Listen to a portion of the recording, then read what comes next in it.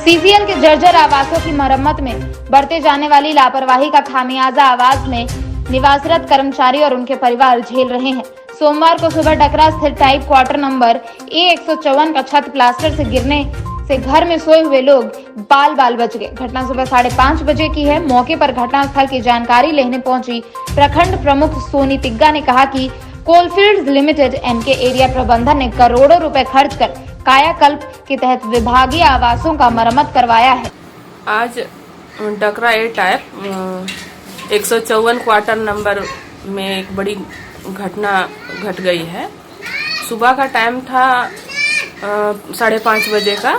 उस क्रम में ऊपर का छज्जा बेड पर गिर गया जिसमें कि फैमिली वाले लोग सोए हुए थे। उस क्रम में एक छोटा बच्चा था जो बाल बच गया है। महिला को चोट लगी है और जब मुझे फ़ोन के माध्यम से खबर मिला कि इस तरह का घटना घट गया है और हम इस घटना को देखने के लिए, सही जानकारी लेने के लिए जब यहाँ उपस्थित हुए तो इनके द्वारा हमें पता चला है कि सीसीएल के द्वारा जो कायाकल्प की योजना चल रही थी उसके द्वारा सीसीएल प्रबंधन ने कुछ इनके क्वार्टर में भी काम किया। अभी ज़्यादा दिन हुआ नहीं है कायाकल्प से काम किया हुआ और इस तरह का अगर घटना घट गया तो इससे तो साफ जाहिर होता है कि कहीं ना कहीं कायाकल्प से जो काम हुआ है वो साफ मतलब लिपापोती वाला काम हुआ है। चूंकि फिलहाल में ही कायाकल्प से काम हुआ है और इस तरह का अगर छज्जा गिर गया है तो या मटेरियल घटिया लगाया गया होगा। तो कहीं ना कहीं यहाँ के प्रबंधन ये जिम्मेवार है, क्योंकि यहाँ के सारे वर्कर की जिम्मेवारी प्रबंधन के ऊपर होती है कि यहाँ उनको रह रहा है लोग तो उनको मूलभूत सुविधा मिलना चाहिए, चाहे वो बिजली की हो, पानी की हो या फिर रहने की समस्या हो। तो ये सारा सुविधा प्रबंधन को देना अनिवार्य होता है, क्योंकि हमारे गाइडलाइन में भी ये जाहिर है कि जो भी वर्कर जिस क्षेत्र के माइनिंग में काम कर रहे हैं वहाँ उनको मूलभूत सुविधा मिलना चाहिए। और अगर इस तरह का घटना होता है और इनके द्वारा बताया भी गया है कि बार क्वार्टर के लिए लोग आवेदन भी दे रहे हैं और अभी तक प्रबंधन के द्वारा कोई भी कार्रवाई नहीं किया गया है, तो इस तरह से अगर प्रबंधन लापरवाही करेगा तो हमारे क्षेत्र में हमारे लोग अपना जमीन दे के पूरा माइनिंग चलवा रहे हैं और हम ही उस मूलभूत सुविधा से वंचित रहे तो हम कैसे विश्वास करेंगे कि हम अपना पूरा जो हमारी जन्मभूमि होती है उसे हम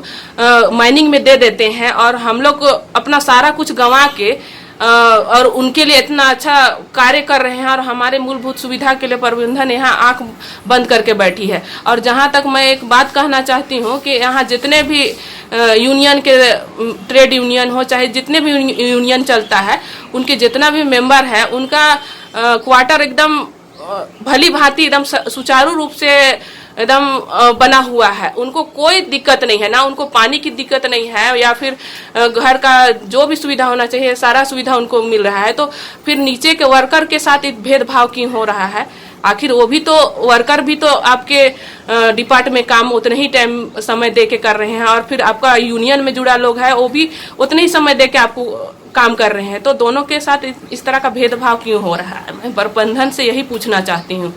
और अब मैं जीएम साहब से खास कर आग्रह करती हूँ कि CSR के तहत हो या फिर ए टाइप क्वार्टर नंबर 154 सुबह 5:30 बजे